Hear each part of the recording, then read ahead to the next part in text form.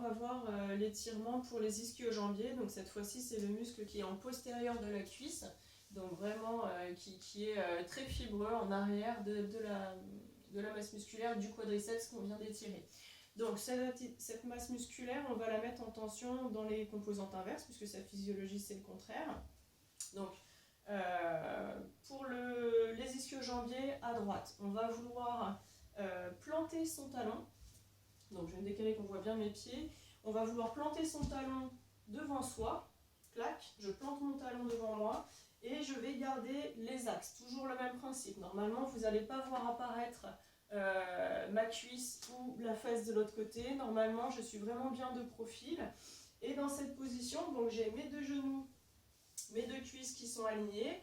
J'ai mon dos que je vais venir pencher en avant, en particulier essayer de creuser les lombaires pour reculer les insertions hautes.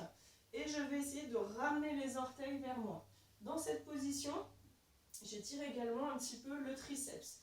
Là, l'objectif, c'est vraiment d'aller chercher l'étirement des ischio-jambiers. Donc, je ramène vers moi et je peux essayer d'orienter mes orteils soit vers l'extérieur, soit vers l'intérieur, pour essayer d'avoir plus spécifiquement les fibres intérieures ou les fibres postérieures. Donc là, je suis bien penchée en avant.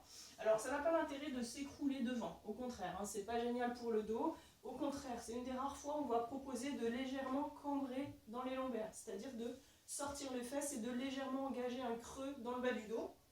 Donc là, en attendant, la jambe droite travaille, cette jambe-là s'étire, je souffle bien et j'essaye d'aller pousser mes fesses en arrière et en l'air. Voilà, on va changer. On va faire une autre méthode d'étirement. Si jamais cette méthode-là ne vous convient pas ou que c'est un petit peu trop exigeant pour la jambe qui est en charge, c'est-à-dire qui travaille pendant l'exercice. Également, je ne l'ai pas dit, mais c'est un exercice où on est sur de la détente musculaire. Donc on n'est pas là pour travailler l'équilibre.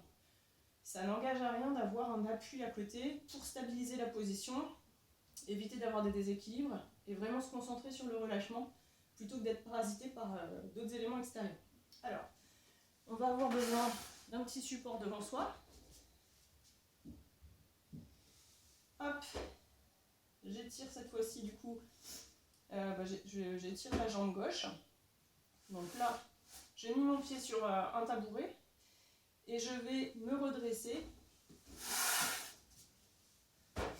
Je vais me redresser et je vais me pencher en avant. Même principe que tout à l'heure, l'idée ça va être de reculer les ischions, c'est-à-dire les os des fesses, là où sont insérés les ischio-jambiers, pour essayer de mettre en tension. Je vais vous montrer sur l'autre jambe.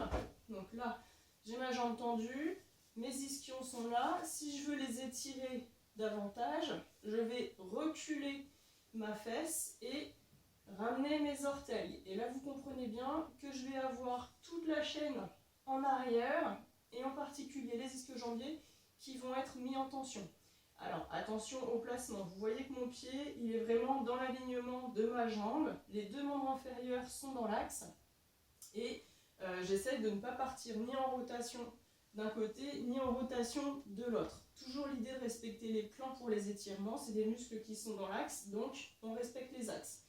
Je me redresse, je souffle, et là, je ne vais pas m'écrouler devant. Je vais sortir mes fesses et tirer en enroulant le bassin vers l'avant. Et je ramène mes orteils en soufflant et j'étire comme ceci, tranquillement.